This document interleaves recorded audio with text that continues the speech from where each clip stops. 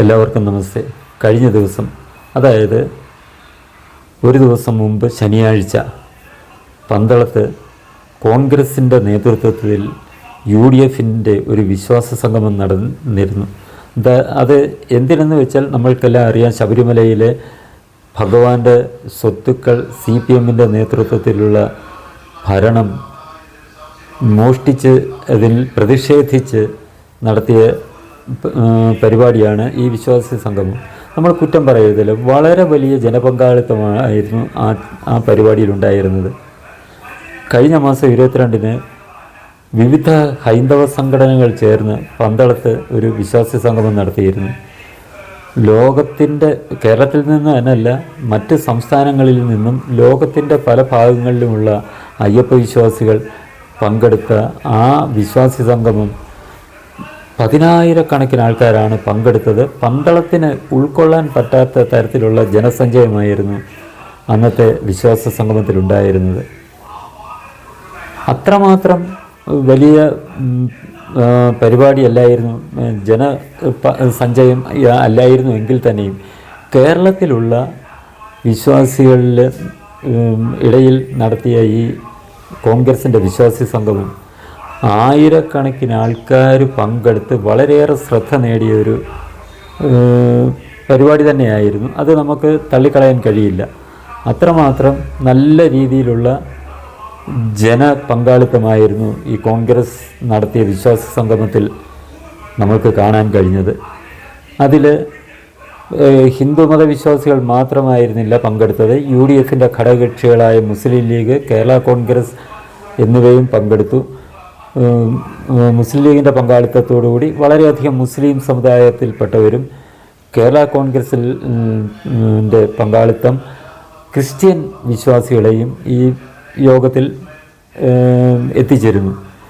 അത് ചിലപ്പോൾ അവർ ഈ ഭയം കൊണ്ടാകാം. കാരണം ഇപ്പോൾ ഹിന്ദുധർമ്മത്തിനെതിരെയും ഹിന്ദു ക്ഷേത്രങ്ങൾക്കെതിരെയും തിരിഞ്ഞിരിക്കുന്ന ഈ കമ്മ്യൂണിസ്റ്റ് പാർട്ടി CPM ഭാവിയിൽ തങ്ങൾക്കെതിരെയും തിരിയും എന്നുള്ള ഭയം അവരുടെ ഉള്ളിൽ കാണും, സ്വാഭാവികമായിട്ട് കാണും.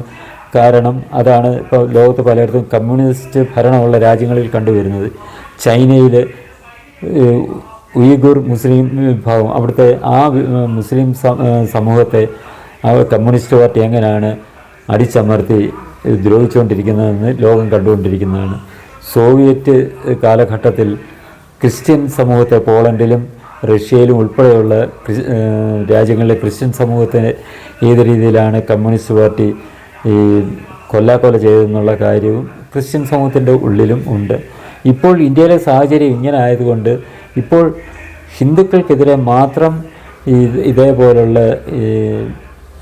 അരിങ്കൊലയും ക്ഷേത്രധ്വംസനവും ആരാധനാലയങ്ങളുടെ ധ്വംസനവും നടക്കുന്നു എന്ന് ഇരിക്കയിലും ഭാവിയിൽ അത് ഈ കമ്മ്യൂണിസ്റ്റ് പാർട്ടി ശക്തമായാൽ തങ്ങൾക്കെതിരെയും ഇതേ രീതിയിലായിരിക്കും പ്രവർത്തിക്കുക എന്നുള്ള ഭയം കൊണ്ടായിരിക്കാം ഈ രണ്ട് വിഭാഗങ്ങളും വളരെ ആത്മാർത്ഥമായിട്ടാണ് കോൺഗ്രസിൻ്റെ നേതൃത്വത്തിൽ UDF നടത്തിയ വിശ്വാസ സംഗമത്തിൽ പങ്കെടുത്തത്. ഈ രണ്ട് വിശ്വാസ സംഗമങ്ങളും വിരൽ ചൂണ്ടുന്നത് കേരളം ഭരിക്കുന്ന ഇടതുപക്ഷത്തോടുള്ള ജനങ്ങളുടെ കടുത്ത എതിർപ്പിനെയാണ്. ശരിയായിട്ട് പറഞ്ഞാൽ കോൺഗ്രസ് ആത്മാർത്ഥതയോടെയാണ് ഇത് നടത്തിയത് എങ്കിൽ ഈ വരുന്ന തദ്ദേശ സ്വയംഭരണ തിരഞ്ഞെടുപ്പുകളിൽ അത് വ്യക്തമായി നിഴലിക്കും. ഇവരുടെ ആത്മാർത്ഥത ഇവർ തുടർന്ന് കൊണ്ടുപോകാനാണ് തയ്യാറ് എങ്കിൽ, തീരുമാനം എങ്കിൽ വരുന്ന നിയമസഭാ തിരഞ്ഞെടുപ്പിലും അത് നിഴലിക്കും എന്നുള്ളതിൽ യാതൊരുവിധമായ തർക്കവുമില്ല. കാരണം ജനങ്ങൾ അത്രമാത്രം രോഷാകുലരും നിരാശരുമാണ് ഈ ഇടതുപക്ഷ ഭരണത്തിൽ. നമ്മൾ ഇപ്പോൾ വരുന്ന വാർത്തകൾ കണ്ടു കഴിഞ്ഞാൽ ഈ ശബരിമല ക്ഷേത്രത്തിലെ കിലോ കണക്കിന് സ്വർണം മോഷ്ടിച്ചു കൊണ്ട് പോയത് ആ ഒരു വ്യക്തിയിൽ അല്ലെ ഒന്നോ രണ്ടോ വ്യക്തികളിൽ ഒതുക്കിക്കൊണ്ട് ഇതിൻ്റെ പ്രധാനികളായിട്ടുള്ള CPMമാരെ രക്ഷിക്കുന്ന തരത്തിലേക്കാണ് നീങ്ങിക്കൊണ്ടിരിക്കുന്നത്. കാരണം അവരെ ഇതുവരെ പ്രതിപ്പട്ടികയിൽ ചേർക്കുകയോ അവർക്കെതിരെ നടപടി സ്വീകരിക്കാനോ ഇതുവരെ സർക്കാർ തയ്യാറായിട്ടില്ല. അതിൽ നിന്ന് തന്നെ നമ്മൾ മനസ്സിലാക്കേണ്ടത് ഇതിൻ്റെ പ്രധാനികളായ ഉണ്ണികൃഷ്ണൻ പോറ്റി അതിനകത്തിൽ ഒരു ചെറുമീനെന്ന് പറയാം. അയാളെ മുൻനിർത്തിക്കൊണ്ട് ഈ തട്ടിപ്പ് നടത്തിയ, ഈ മോഷണം നടത്തിയ CPM-ൻ്റെ നേതാക്കളെ സംരക്ഷിക്കുകയാണ് സർക്കാർ ചെയ്തുകൊണ്ടിരിക്കുന്നത്.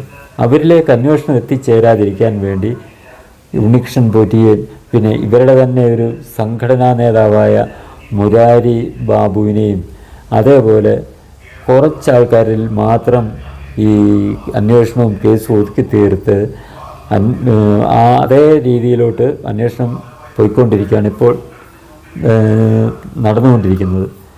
അങ്ങനെയുള്ളപ്പോൾ ഈ രണ്ട് വിശ്വാസി സംഗമങ്ങൾ വളരെയേറെ പ്രസക്തമാണ്.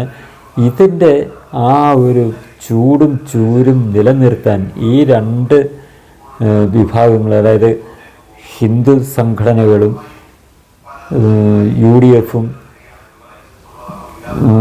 ശ്രമിച്ചാൽ കേരളത്തിലെ ജനങ്ങൾക്ക് അത് വളരെയേറെ ഉപകാരപ്രദമായിരിക്കും. ജനങ്ങളുടെ അരക്ഷിതാവസ്ഥയ്ക്ക് ഒരു ശമനം ഉണ്ടാക്കും എന്നുള്ളതിൽ തർക്കമില്ല. നമ്മൾ തന്നെ ഒന്ന് ആലോചിച്ച് നോക്കുക. 9 വർഷം, ഏകദേശം 10 വർഷം മുമ്പ് CPM എന്താണ് ചെയ്തത്? അന്നത്തെ മുഖ്യമന്ത്രി ഉമ്മൻചാണ്ടിക്കെതിരെ ഒരു സരിത എന്ന് പറയുന്ന ഒരു സ്ത്രീയെ രംഗത്ത് കൊണ്ടുവന്ന് അവർക്ക് പണവും എല്ലാം കൊടുത്ത് ഉമ്മൻചാണ്ടിക്കെതിരെ വളരെ മോശമായിട്ടുള്ള ആരോപണങ്ങൾ ഉന്നയിച്ചുകൊണ്ട് ഉള്ളൊരു സമരം നടത്തിയിരുന്നു. അതിൻ്റെ ഭാഗമായിട്ട് CPM ഒരു സെക്രട്ടേറിയറ്റ് വളയൽ സമരം നടത്തിയിരുന്നു. അത് വളരെയേറെ വിവാദമായൊരു സംഭവമാണെന്ന്, കാരണം ജനങ്ങളെ വളരെയേറെ ബുദ്ധിമുട്ടിച്ചുകൊണ്ട് നടത്തിയൊരു സമരമായിരുന്നു ആ സെക്രട്ടേറിയറ്റ് വളയൽ.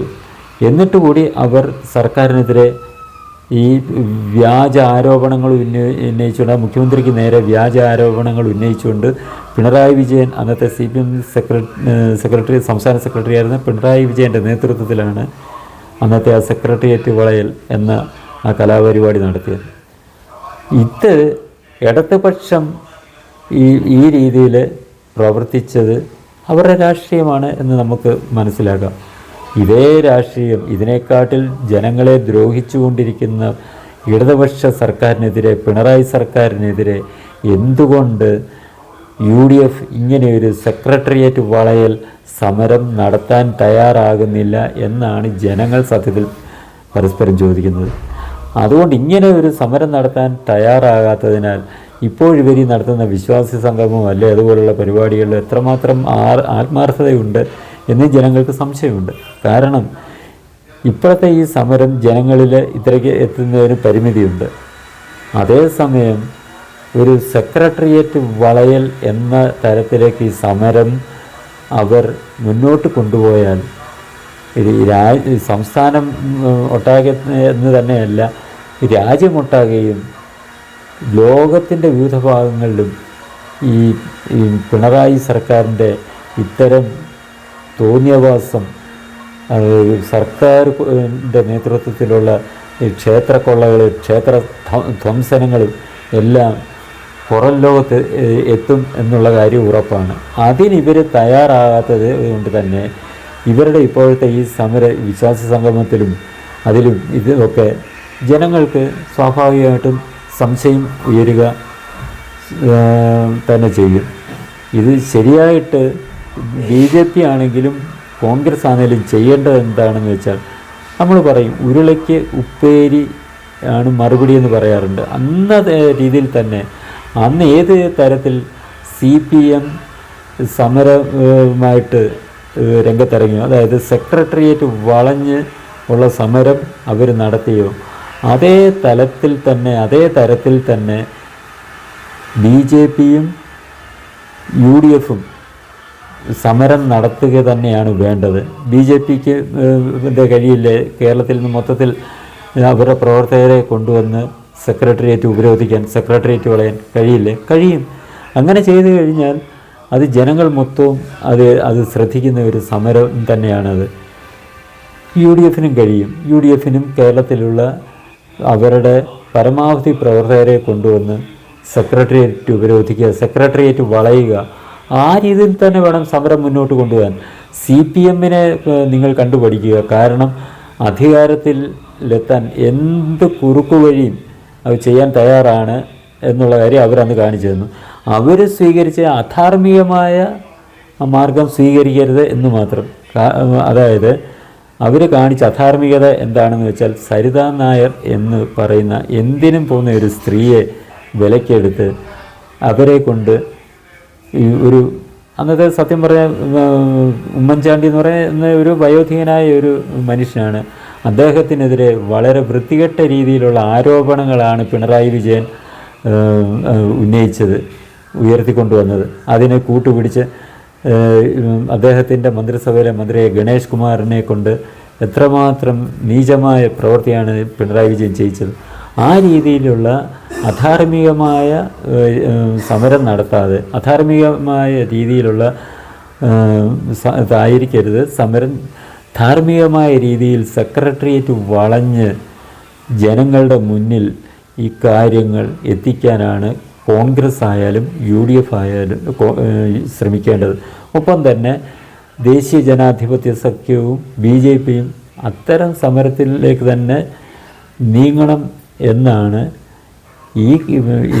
ഈ രണ്ട് പ്രസ്ഥാനങ്ങളുടെയും പ്രവർത്തകർ ആഗ്രഹിക്കുന്നത്. കേരളത്തിലെ മഹാഭൂരിപക്ഷം ജനങ്ങളും ആഗ്രഹിക്കുന്നത്. കാരണം അത്രമാത്രം ജനങ്ങൾ സഹിച്ചു കഴിഞ്ഞു ഈ CPM-ൻ്റെ ഭരണം. ക്ഷേത്രങ്ങൾ കൊള്ളയടിക്കുന്നു, ക്ഷേത്രങ്ങൾ തകർക്കാൻ ശ്രമിക്കുന്നു, അവിടുത്തെ ആചാരങ്ങൾ നശിപ്പിക്കാൻ ശ്രമിക്കുന്നു. ആചാരങ്ങൾ നശിപ്പിച്ച് ക്ഷേത്രത്തിൻ്റെ ശക്തി ക്ഷയിപ്പിച്ചാൽ ക്ഷേത്രം തന്നെ നശിച്ചു പോവും, അല്ലെങ്കിൽ ഹിന്ദു ധർമ്മം നശിച്ചു പോവും എന്നുള്ള ചിന്തയിലാണ് CPM ഈ രീതിയിൽ പെരുമാറുന്നത്, പ്രവർത്തിക്കുന്നത് എന്നുള്ള കാര്യം നമ്മൾ ഓരോ വിശ്വാസിയും, അത് ഹിന്ദുമത വിശ്വാസി തന്നെയല്ല, മുസ്ലിം മത വിശ്വാസികളായാലും ക്രിസ്തുമത വിശ്വാസികളായാലും അതിനെക്കുറിച്ച് മനസ്സിലാക്കണം. കാരണം ഇന്ന് ഭൂരിപക്ഷമാണ് ഹിന്ദു സമൂഹം. ആ ഹിന്ദു സമൂഹത്തിൻ്റെ ആരാധനാലയങ്ങൾ നശിപ്പിച്ച് അവരെ ക്ഷയിപ്പിച്ചാൽ പിന്നീട് അവർ കടന്നു കയറുന്നത് ഇസ്ലാമിക ക്രിസ്തീയ വിശ്വാസത്തിന്മേലായിരിക്കും എന്നുള്ള കാര്യം ഉറപ്പാണ്. അതിനെക്കുറിച്ച് ശരിക്കും ബോധവാന്മാരായിട്ട് വേണം ജനങ്ങൾ പ്രവർത്തിക്കേണ്ടതും പ്രതികരിക്കേണ്ടതും. ഈ വരുന്ന തെരഞ്ഞെടുപ്പിൽ ഇത് തദ്ദേശ സ്വയംഭരണ തെരഞ്ഞെടുപ്പ് അടുത്ത മാസം നടക്കും. അത് കഴിഞ്ഞ് 4 മാസം കഴിയുമ്പോൾ നിയമസഭാ തെരഞ്ഞെടുപ്പ് നടക്കും. ഈ 2 തെരഞ്ഞെടുപ്പുകളിലും ജനങ്ങൾ CPM-നെ ഒരു പാഠം പഠിപ്പിക്കാൻ വേണ്ടി ഈ സംഭവങ്ങൾ ഓർത്തിരിക്കുന്നത് വളരെയേറെ നന്നായിരിക്കും. അത് നേതാക്കൾ തന്നെ ജനങ്ങളെ ഇക്കാര്യങ്ങൾ ഓർമ്മിപ്പിച്ചുകൊണ്ടേയിരിക്കണം എന്ന് മാത്രമാണ് ഈ അവസരത്തിൽ ഈ നാട്ടിലെ ഭൂരിപക്ഷം ജനങ്ങൾക്കും പറയാനുള്ളത്. അവരുടെ ആഗ്രഹവും അതുതന്നെയാണ്. ഇനി ഈ ചാനൽ സബ്സ്ക്രൈബ് ചെയ്യാനും ബെൽ ബട്ടൺ അമർത്താനും ലൈക്ക് ചെയ്ത് ഷെയർ ചെയ്യാനും മറക്കരുത്.